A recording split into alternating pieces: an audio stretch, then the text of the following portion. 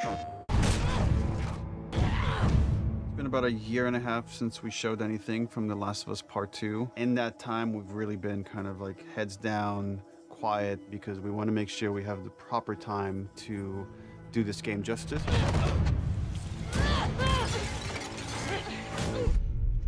It's definitely our most ambitious in scope game that we've ever made. We really wanted to wait until we had something awesome and new and exciting to talk about because we've been so mysterious.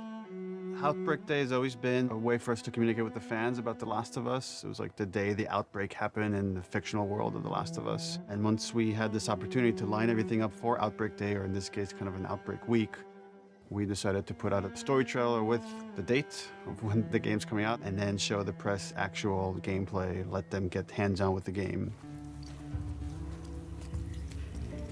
We're always trying to strike a balance of getting people excited for this game, show them a bit more of a glimpse of the themes this game is about, the cycle of violence, this idea of how far would you go to exact revenge to bring justice to the people you love. And then we also show that Joel is back and you get to see him for the first time. What the hell are you doing here? You think I'd let you do this on your own?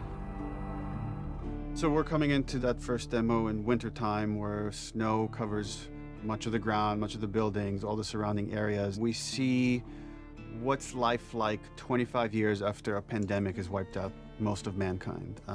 We pick up Ellie, who was 14 in the first game, is now 19.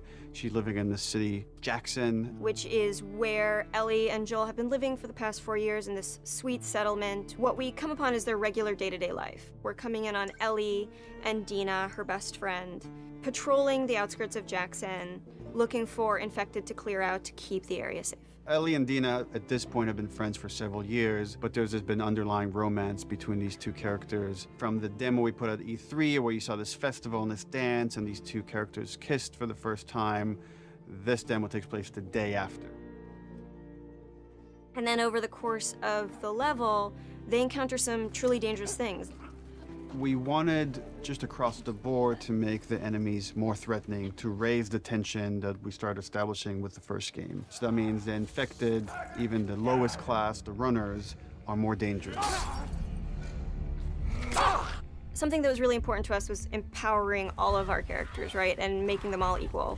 Ellie, as we saw in the first game, is incredibly capable, but this is a world where you need to be capable to survive, and we wanted to empower everybody. And the way that reflects in combat is, yeah, Dina is way more effective. So when we have Dina going out, while she may seem the less hardened character, she knows how to use a gun, she knows how to stealth, she knows how to kill a clicker as well as Ellie. When we were looking to expand on The Last of Us 1 to The Last of Us 2, one of the things that jumped out as being an avenue that was really worth exploring was traversal. Ellie is so much more agile, kind of more athletic, that it seemed like we should really pursue this whole avenue of gameplay. Introducing like a real jump, like a real arcing jump, has allowed us to make for much more interesting puzzles, more interesting vertical environments, and can frequently integrate well into combat setups as well. She's able to move quickly in a lot of different ways. She can dodge attacks.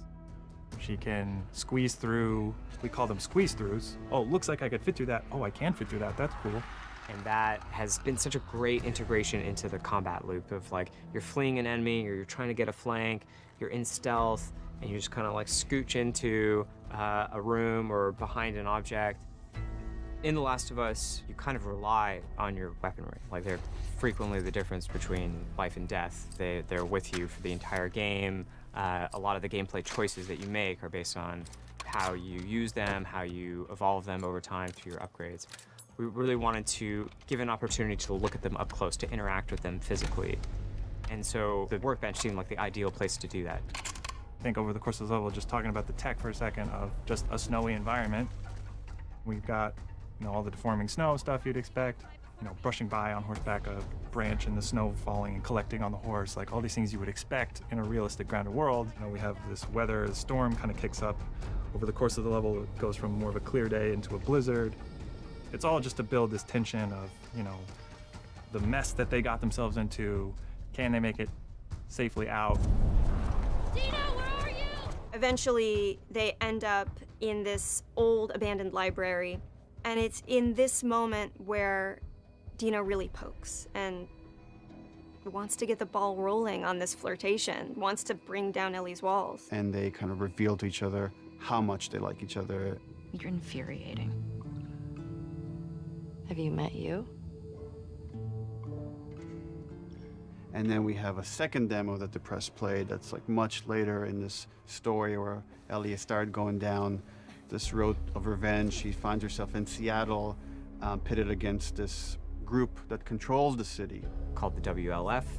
They're kind of a little bit like a militia that has taken over the town, and they have a very zero tolerance policy on people who are not from Seattle, kind of intruding on their space. And she hears over the radio that a male trespasser has been spotted, and she knows that the WLF are closing in on him. And so we find her negotiating this abandoned hillside suburb. And she's running into this new enemy type of guard dogs that the WLF are using. Dogs have a new sense of perception to bring to the table, which kind of puts this really interesting wrinkle on stealth gameplay, where so far you've been dealing with sight and sound, trying to stay out of sight, trying to move slowly to be quiet. But now with enemy dogs, you have to worry about them picking up your scent trail. If you go into listen mode, you can see, we have a visualization of that scent, so you can see like when the dog is sniffing you and where it's going. You can throw bottles to distract the dog off of your scent, and it just adds this extra tension. The second part of the demo, even though you're fighting mostly human enemies, we're introducing one of our new infected classes, the Shambler. And the Shambler is kind of a lumbering, tankier enemy that can take a lot of punishment. They'll kind of chase you down and try to get towards you and then burst and leave behind one of these lingering, corrosive clouds. In the demo, we have this mini boss fight, and that class happens to be a stalker. It's a class between runners and clickers. It's a class that can hide and run away, and we wanted to do a lot more with them in this game. And because we have this evade mechanic, you can kind of go toe-to-toe with someone, and we can have these boss fights that we weren't able to have before. So you guys can go back and forth and exchange combos and evade each other and slam each other onto like desks, and we can now render all these physics objects, and it's all done in service of just grounding you more in this world, making you more immersed in this fight and feel like Ellie's barely surviving by the edge of her abilities.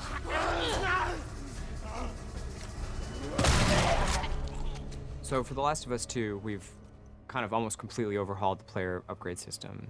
For the first time in the game, you're able to learn entirely new crafting recipes just via the upgrade system. These are abilities that make your character feel really different.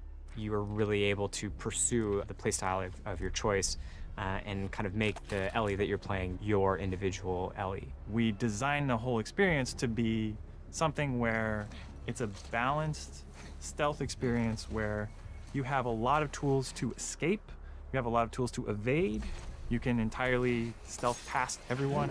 Got something. We'll look into it.